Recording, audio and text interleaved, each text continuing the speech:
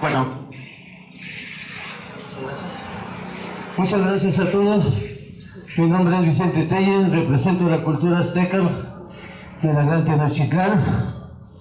Eso es parte de mis rezos. No los hago con palabras, los hago con movimientos tradicionales autóctonas de energía cósmica que representan a todos los indígenas que somos nativos de esa tierra y de toda la República Mexicana. Entonces esa es mi parte de mi ceremonia. Me estoy orgulloso de estar aquí compartiendo este tiempo con todos ustedes, con esa organización que lucha por los derechos indígenas. Muchas gracias. El nombre de mi grupo es Quetzalmezli. Soy danzante tradicional. Vengo de la Ciudad de México, del pueblo de Tlacopan, que quiere decir lugar de las flores. Y estas danzas que estoy haciendo son danzas que aprendí de mis padres, de mis abuelos, y con mucho orgullo aquí las muestro para todos los como compañeros que estamos aquí. Muchas gracias por su atención, y esa es mi ceremonia, parte de la ceremonia que nosotros llevamos por toda la vida. Desde los 12 años tengo representando la cultura en México, en Estados Unidos, aquí en Tijuana. Tengo mucho tiempo haciendo eventos culturales. Muchas gracias y gracias. Fuertes aplausos para el señor Vicente Telles por su presentación, un testimonio evidente de la cultura mexica, origen de nuestra patria.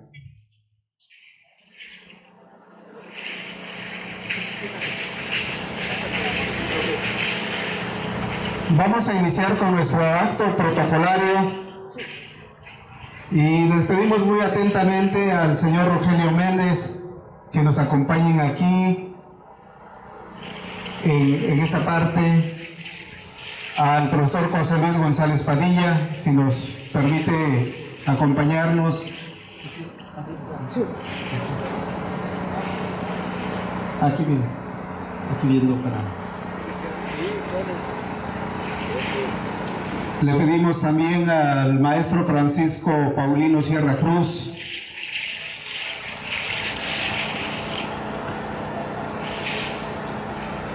al maestro Arturo Cuauhtémoc Mata,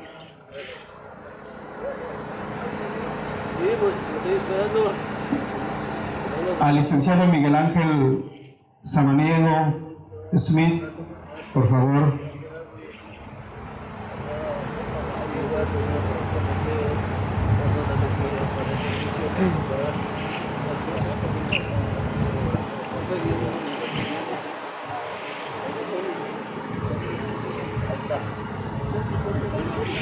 Al compañero Sergio Méndez Palma, por favor, si nos acompaña aquí para iniciar con nuestro acto protocolario. Al compañero Abelino.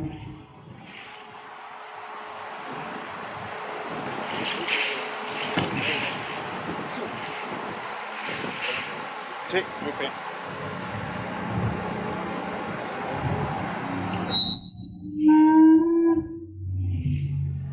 Tengo que buscar un lugar estratégico para no viciar el sonido.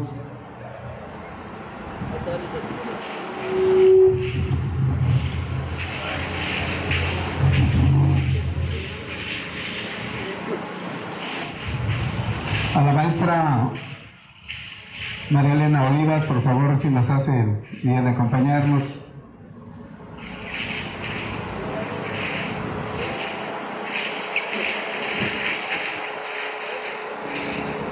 Bien, con la presentación de las personalidades que he mencionado en esta ocasión, el Frente Indígena de Organizaciones Binacionales,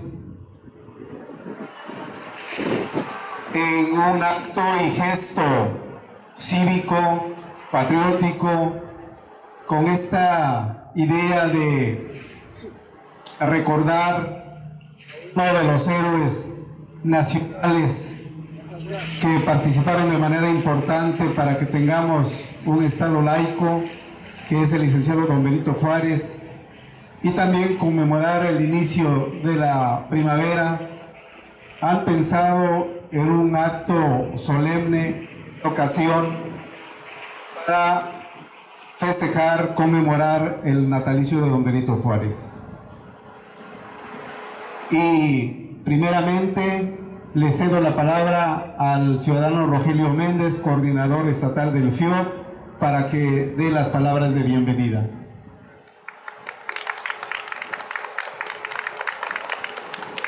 ¿Qué tal, compañeros? Buenos días. Mi nombre es Rogelio Méndez. De antemano quiero agradecerles a todos el día por estar aquí presentes.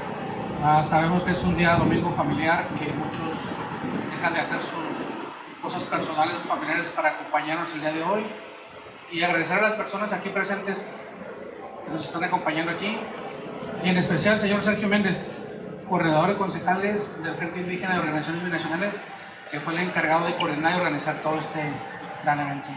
Gracias por estar aquí y espero que la pasemos bien todos. Gracias. Muchas gracias. Es nuestro coordinador estatal del FIOP en Baja California. Enseguida estaremos escuchando al profesor José Luis González Padilla, quien nos va a hacer una reseña de la vida del licenciado don Benito Juárez. Gracias.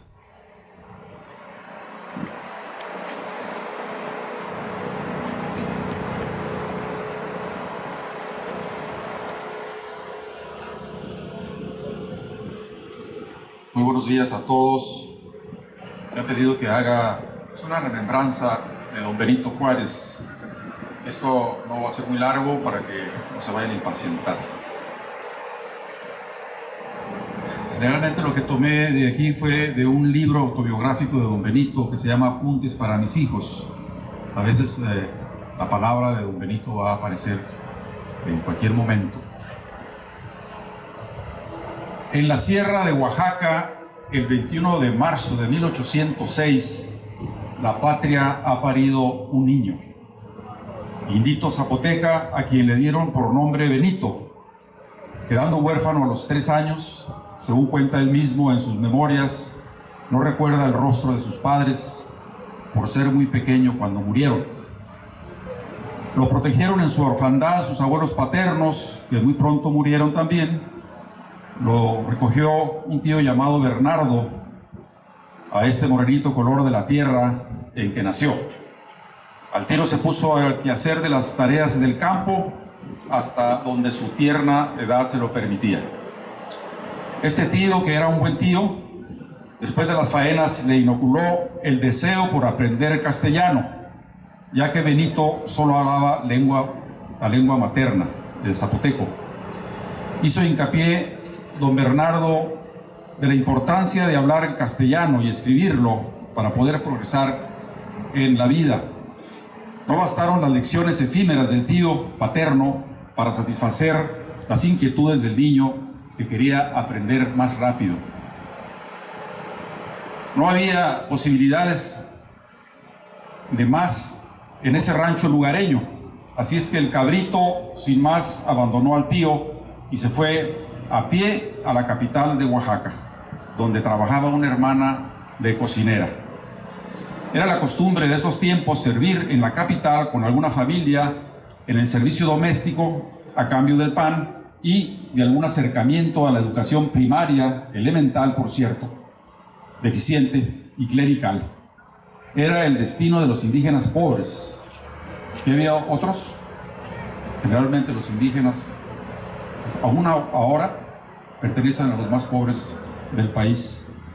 Pero el chiquillo no se conformó con eso, evadió el camino que lo llevaría a ser padre clérigo y se metió al Instituto de Ciencias y Artes que recién se inauguraba, siendo el primer egresado graduado en Derecho de la institución. El Congreso de los Líderes de Oaxaca fueron quienes instituyeron el Instituto Civil, un colegio que se denominó Instituto de Ciencias y Artes, independiente de la tutela del clero. Su mentor y padrino, don Antonio Salanueva, quería que fuera sacerdote, padre de misa y olla, Lárrago.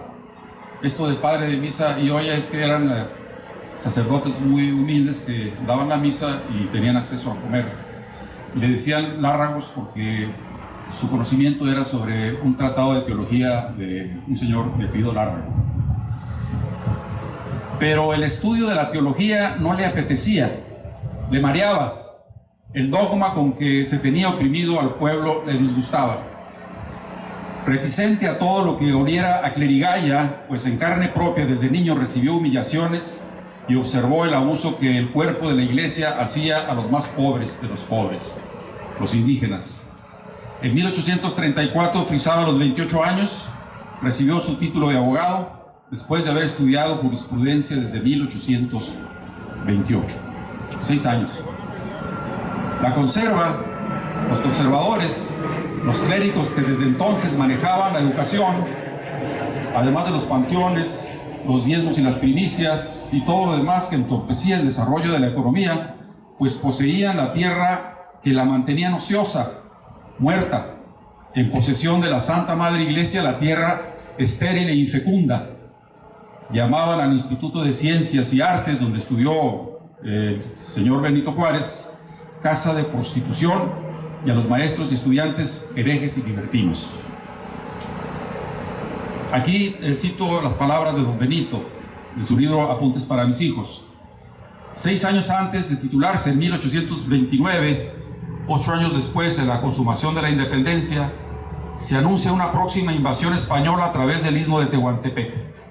Todos los estudiantes del instituto nos alistamos en una milicia cívica. Fui nombrado teniente, nos dice don Benito.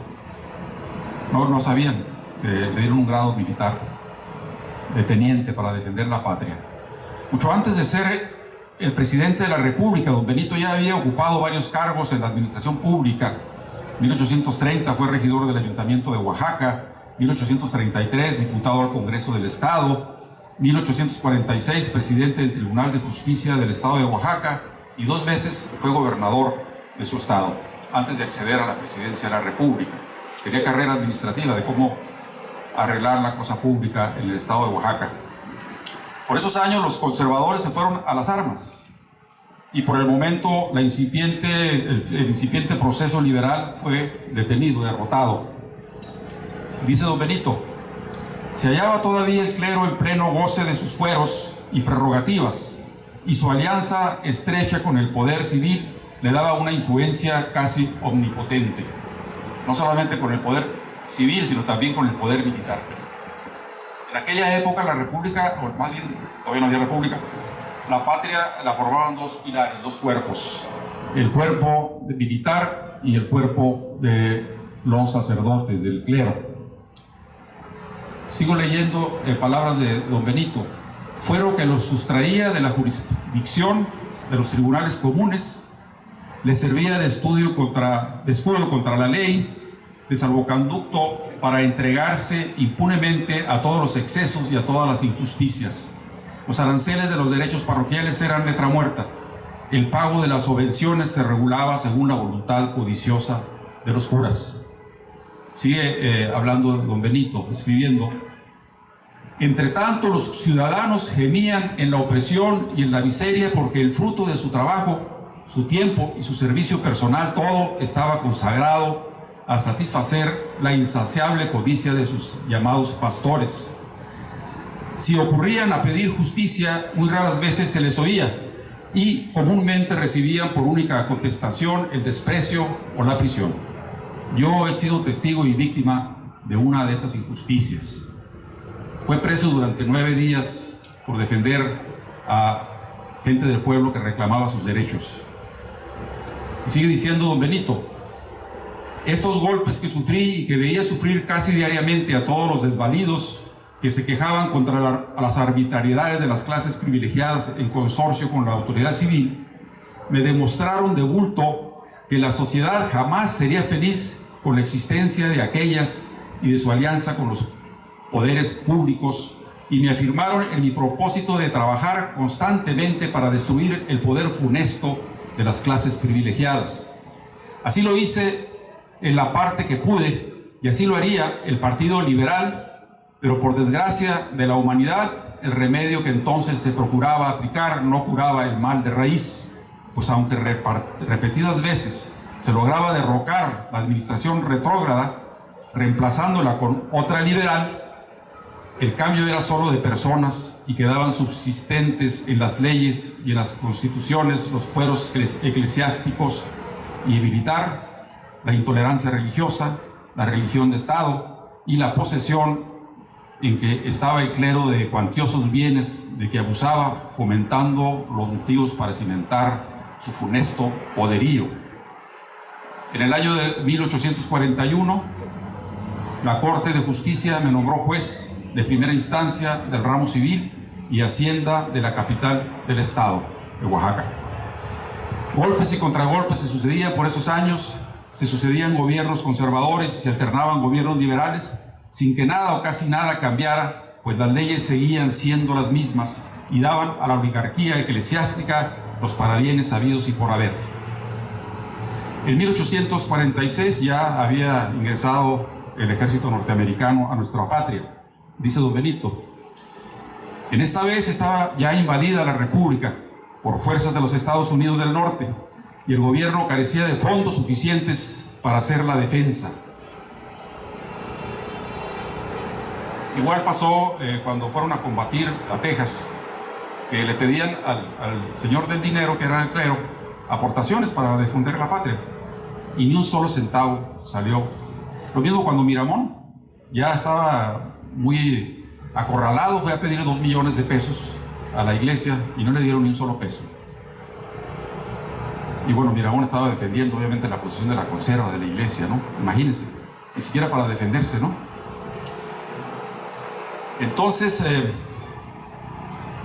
precisó que el Congreso le facilitara, uno de los diputados, los medios de adquirir recursos. El diputado por Oaxaca, don Tiburcio Cañas, hizo la iniciativa para que se facultara al gobierno para hipotecar parte de los bienes que administraba el clero a fin de facilitar recursos para la defensa de la patria.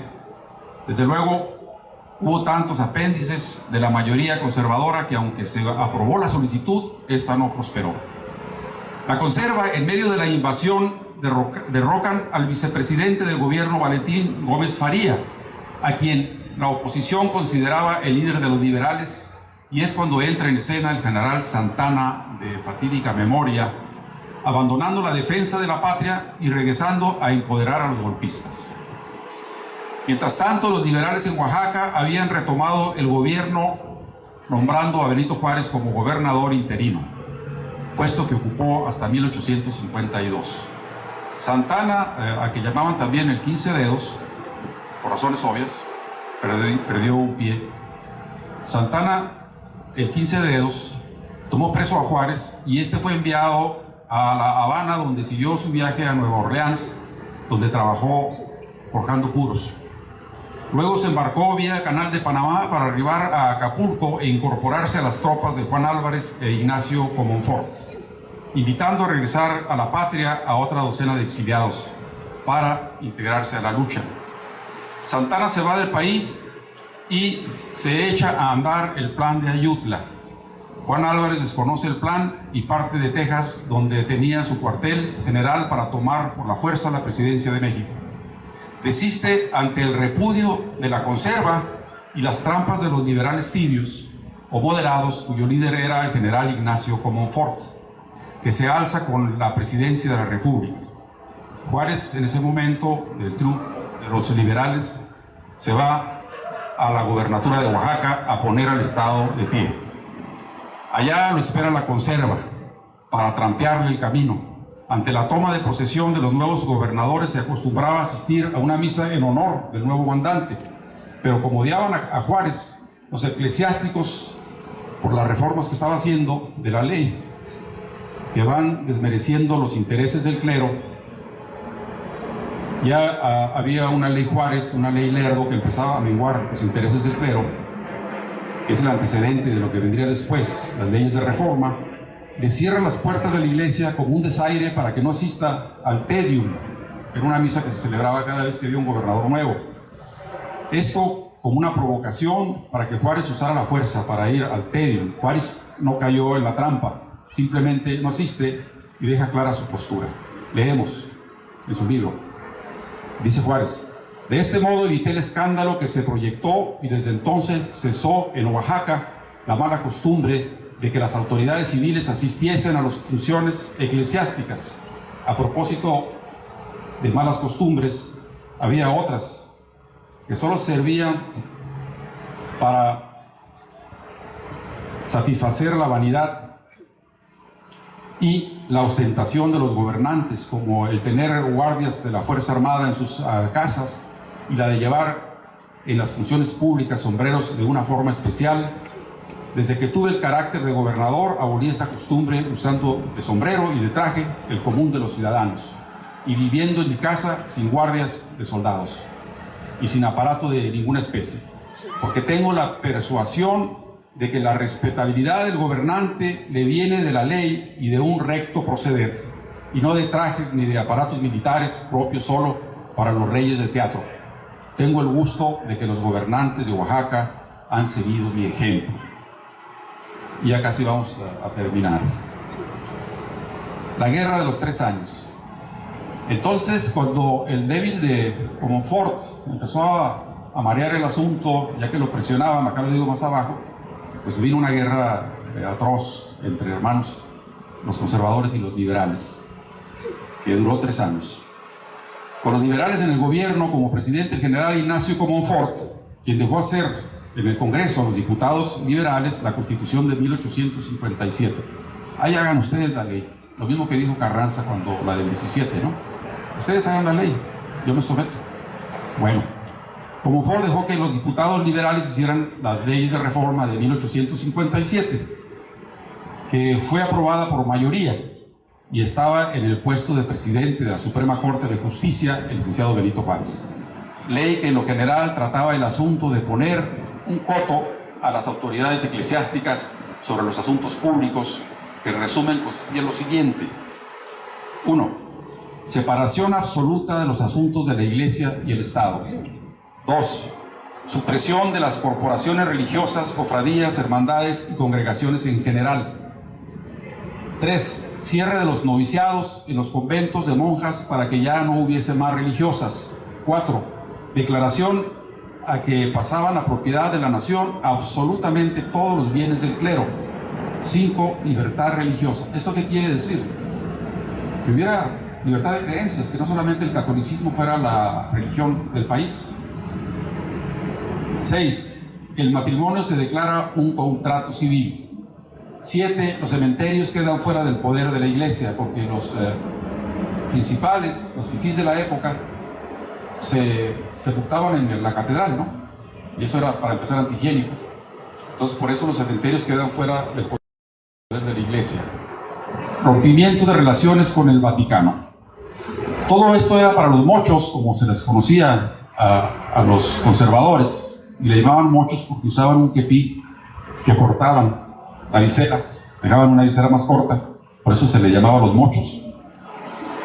Todo esto era para los mochos un engendro demoníaco, bestial rebelión contra Dios. Las clases ricas, algunas clases medias y el pueblo inculto, apóstatas, herejes, servidores del demonio.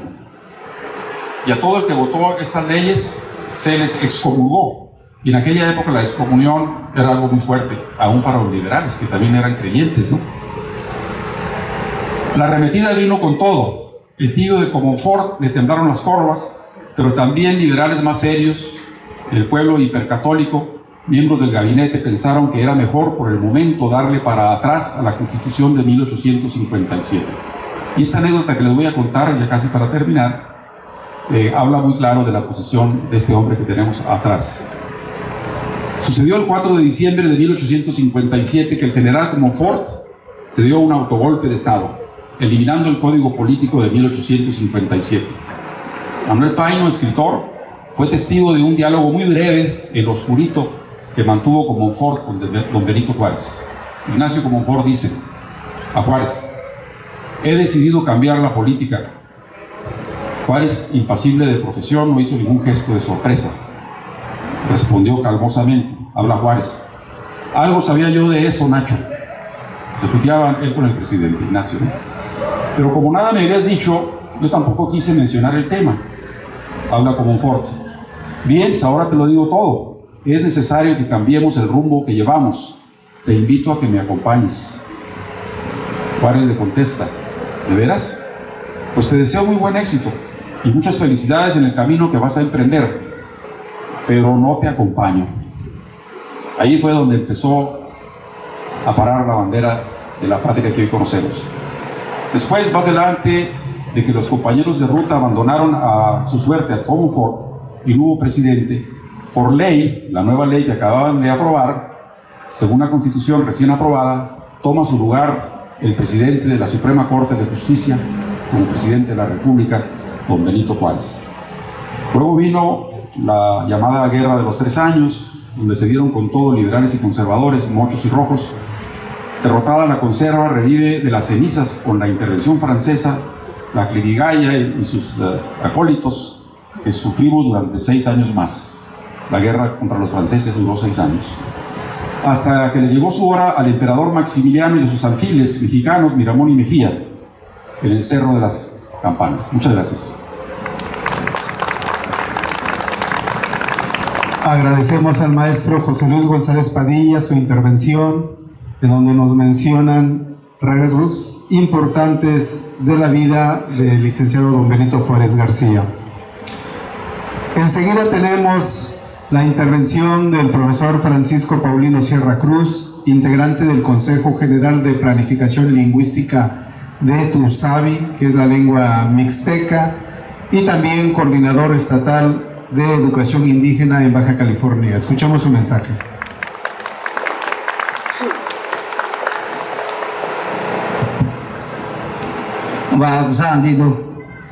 Handi uhi koi sido kiwi di nakongoi kiwi okoi oni yo kuya komi tomi okoshiko inyo nakaki i telo nasino nakibira Benito Pablo Juárez García, Señora Nani San Pablo Belatao, Kiviti. Dales curadas nas culora, Nura, Señora Leco, o nasi inanara nasi tadara, nake nyashitura. Seña Nandora, poni nasi kasara, kuara, ndigra, kiara, nyon duga. Basi konira hakwara konira gura i kya tandawi kura dawi kura kwara dawi kura mashani kokonara be no i kyara o kya kanos kura sa kwara skara tutu skara kwara kahara sanyo koyo sai kiwiti kiwi oko na kung ini kiwi oko oni yo kakira titia kano. Bien, buenos días a todas, a todos, bienvenidos todos. Les he dicho que estoy contento de estar aquí con ustedes en la lengua mixteca para recordar el 21 de marzo de 1806 que nació un niño que le pusieron Benito Pablo Juárez García, y por eso es que hoy en día, en honor a este gran personaje, su pueblo sigue siendo San Pablo Belatao. Es un pueblito muy pequeño, en verdad. Benito, ahí narran la historia en ese pueblo. Tuve la oportunidad de estar ahí estudiando en un internado, y cierto que pues que al quedar huérfanos sus padres murieron y quedó en manos de sus tíos. Persiguió a su hermana caminando para la ciudad de Oaxaca, pero no fue posible tener una vida saludable. Sin embargo, Benito hizo muchas cosas por México, fue un hombre muy grande, y en verdad es importante seguir recordando a Benito Juárez en cualquier momento y no solamente el 21 de marzo. En todas las leyes, en todos los derechos que tenemos, algunos ya se cumplieron, otros no se han cumplido. Sin embargo, seguimos aquí presentes y han pasado 16 años, perdón, y aún así hay muchas cosas que están trazados y que quedaron como letras. Bien lo decía el maestro José Luis, tanto que sufrió, tanto que pasó, aparte de la época de la carreta, el viajecito, como dicen, de sustraer los archivos de la nación para resguardarlos y viajar toda la República, llegar a Estados Unidos y bonito punto de partida que es Nueva Orleans. Y vale la pena también recordar a sus compañeros, a uno de los mejores, Guillermo Prieto, Melchor Ocampo, que coincidieron o no, pero sin embargo juntos regresaron y hasta no derrocar a Maximiliano de Habsburgo. Benito Juárez nos ha dado una leyenda, nos ha dado leyes, nos ha dado un ejemplo muy claro de ser luchador, de nunca desistir. Él nunca desistió a pesar de tantas presiones que tuvo, tanto en su gobierno como cuando quisieron que se perdonara a Maximiliano de Habsburgo. No lo lograron. Y Benito Juárez tuvo la decisión y siempre dijo que no y será juzgado por la ley. Y así fue. Por eso hoy estamos muy contentos de estar celebrando o conmemorando, perdón, un día más, aunque mañana es el día oficial, pero hoy nosotros estamos haciendo este trabajo porque es necesario que sigamos luchando para tener más leyes. Los pueblos oaxaqueños, los mexicanos en general, hemos disfrutado de muchos beneficios de la ley de Benito Juárez. Pero sí también hay algunas otras que se han derogado, pero sí hay otras que se han promulgado, como es la ley de los derechos lingüísticos. Hoy en día tenemos ya una ley que nos ampara a todas las lenguas indígenas, se convierten en lenguas nacionales, en idiomas, y dejan de llamarse dialectos que nunca lo fueron. Sin embargo, así se ha dicho, y hoy tengo el gusto de decirles también de que pertenecemos a este Consejo de Lenguas Indígenas a nivel nacional, en el marco o en estos años este año inicia el diseño, le llaman 10 años de un trabajo intenso para fortalecer las lenguas indígenas de México. El 21 de marzo se llevó a cabo un congreso para celebrar el inicio de esta época de 10 años para trabajar a favor de las lenguas indígenas, se hablen, se utilicen en los medios, en las escuelas, en los lugares públicos. Y ese 21 de febrero, este año, se llevó a cabo ese congreso y además se institucionalizó la lengua tunzabi, la lengua mixteca. ¿Sí? Hoy se convierte en idioma de 40 años de trabajo de su norma de escritura. El Instituto Nacional de Lenguas Indígenas lo aprobó y fue publicado ya esta fecha tan memorable, el 21, para la nación mixteca de Guerrero, Puebla y Oaxaca. Solamente existe una sola nación dividida en 3 estados. Así es que tenemos las normas de escritura y se va a seguir trabajando sobre las lenguas, no solo la mixteca, las 68 lenguas que coexisten en México durante todos estos 10 años. Así es que en este día 20 estamos muy orgullosos de los que nos estemos reunidos aquí, y agradezco a los integrantes del FIO y a los demás compañeros y compañeras que aquí están presentes, por esta invitación y sumarnos a la fuerza de la lucha y a la conmemoración de don Benito Juárez. Y mañana todos estaremos en fiesta. Gracias. Agradecemos la intervención del profesor Francisco Paulino Sierra Cruz, integrante del Consejo General de Planificación Lingüística, por sus palabras. Como han escuchado, tanto el maestro Sierra Cruz como el maestro González Padilla nos han pintado la vida de don Benito Juárez como una vida trascendente, ejemplar. Fíjense que don Benito Juárez no medía más allá de 1,40 de estatura. Sin embargo, la estatura política, histórica, cívica del licenciado don Benito Juárez es enorme. Por eso hay un reconocimiento latinoamericano, mundial, universal, por su aportación a la vida política.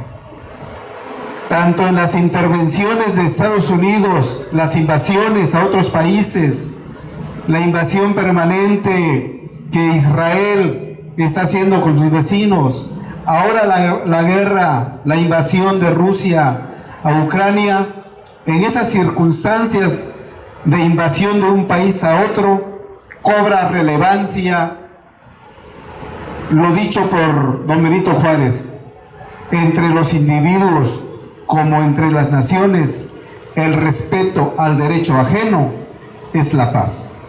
Es un apotegma vigente, es una expresión de mucha vigencia para que haya paz en el mundo. Enseguida, la poesía Frente al Monumento a Juárez será interpretada por el profesor Arturo Cuauhtémoc Mata. Lo escuchamos con mucha atención. Bravo.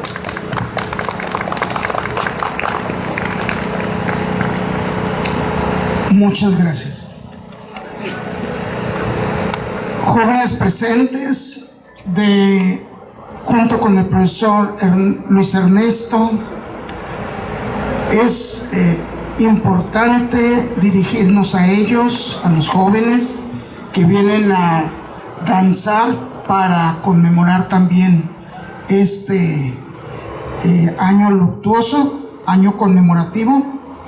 Y a todos los presentes también les exhortamos a que difundamos la obra de Benito Juárez en nuestras casas, en donde estemos. Que mañana sea de fiesta leyendo un libro a Benito Juárez, la obra de él y muchas otras obras que hoy día están en internet, están en muchas casas y a veces no las revisamos, no las leemos. Bien, se titula Frente al Monumento a Juárez, de Luis G. Urbina. Y fue del seno de la noche oscura, de una raza infeliz, heroica y triste, del que brotó serena su figura. No, efímero relámpago prendiste, no, relumbrante en la tiniebla y luego extinto tu fulgor quedó en el mundo.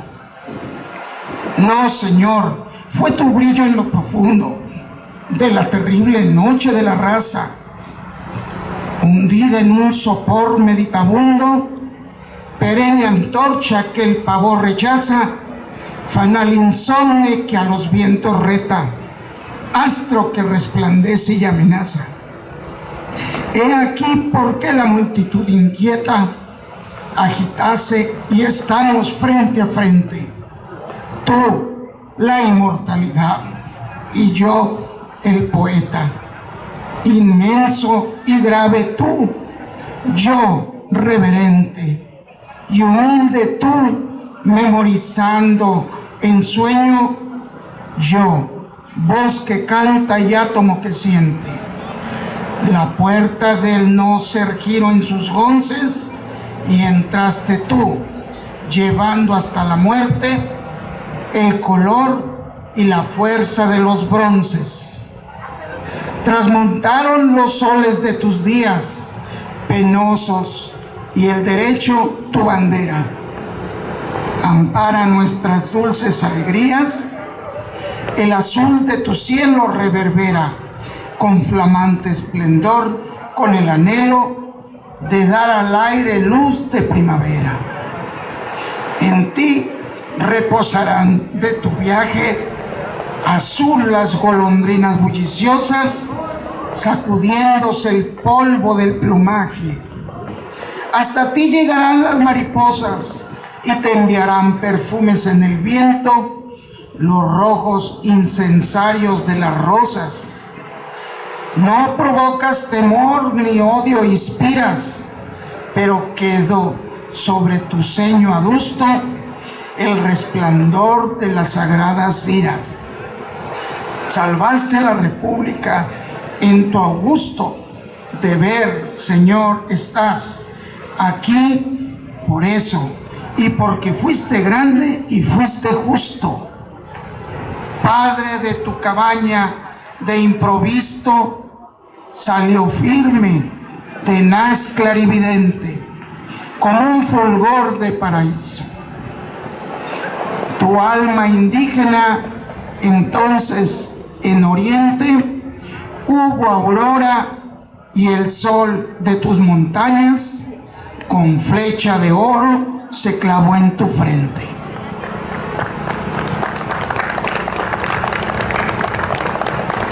Agradecemos esta bonita interpretación, participación del maestro Mata.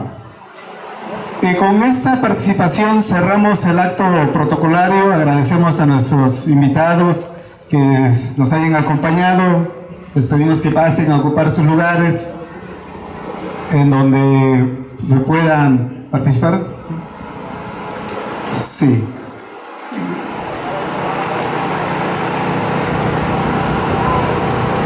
¿Quiere participar?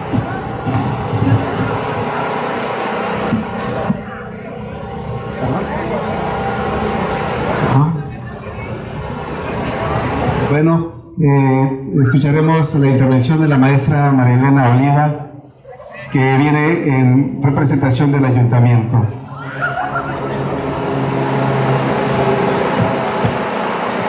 Buenos días a todos. Juárez sigue presidiendo las luchas del pueblo de México. Hermanas y hermanos, somos una sola raíz. Estamos aquí conmemorando el natalicio 216 de nuestro hermano Benito Pablo Juárez García, nacido en el pueblo de Guelatao. Él ha representado una gran gloria de nuestra nación. Fue un gran hombre que supo entender las circunstancias de la vida de su pueblo, de su país, de su nación, y dio su vida por nuestro país. Supo entender que había que moderar la opulencia para poder evitar la pobreza. Supo enfrentar con valor al ejército más poderoso del mundo en esa época, al ejército francés. Y no solo lo supo enfrentar, también vencimos al ejército más poderoso del mundo cuando nuestras armas se cubrieron de gloria. Hermanas, hermanos, Benito Juárez cada momento demostró que el poder solo tiene sentido y se convierte en virtud cuando sirve a todos los demás. Esa es la tarea, hermanas y hermanos. Es lo que debemos seguir haciendo. Somos una sola raíz, el Sem Anáhuac, y estamos aquí como pueblos étnicos, pueblos que somos una sola raíz, y en la medida que sigamos unidos vamos a poder seguir llevando mejores condiciones de vida para nuestro pueblo, para ampliar el régimen democrático de nuestro país, para elevar el nivel de vida de todos, pero sobre todo para fortalecer la defensa la economía y la soberanía como nación. Juárez presidió la segunda transformación de la patria. Hoy estamos ante una cuarta transformación, en la que todos y cada uno tenemos una tarea fundamental: organizarnos desde nuestras comunidades, porque nuestros pueblos no solo desarrollaron la alimentación, la salud, la herbolaria, la medicina tradicional, no solo tuvimos una educación pública por más de 3,000 años, sino que también desarrollamos estructuras comunitarias democráticas que hasta hoy en los pueblos de Oaxaca siguen existiendo. Y me refiero a las autoridades comunales, en donde se realizan asambleas, participa la comunidad, toman decisiones y también establecen el mandato de la asamblea. El pueblo manda. Debemos seguir nosotros desarrollando esas formas, que es la única en que vamos a descubrir el rostro propio y el corazón verdadero que tienen nuestros pueblos, porque somos una sola raíz. El abuelo Cuauhtémoc dijo que la palabra y la tradición oral sea transmitida de los abuelos a los padres, de los padres a los hijos. Hoy, un 13 de agosto, tuvo que decir a su pueblo: guarden nuestros saberes, pero llegará el día en que volverá a salir el sol y esos saberes deberán continuar siendo transmitidos de generación a través de la tradición oral. Por eso, recobrar nuestras lenguas maternas es una exigencia de todos y cada uno de nosotros y seguirlas desarrollando. Estamos en una oportunidad circunstancial y decisiva políticamente a nivel nacional, con un presidente como el que tenemos y con una presidente municipal, primera mujer que preside el Ayuntamiento de Tijuana, primera mujer indígena, mixteca, zapoteca. El día de hoy quiero brindar un saludo y también conjuntamente con ustedes rendimos el día de hoy este homenaje a este hombre ilustre, a Benito Pablo Juárez García, que, como dije al inicio, sigue presidiendo las luchas del pueblo de México. Enhorabuena, compañeros. Buen día. Gracias.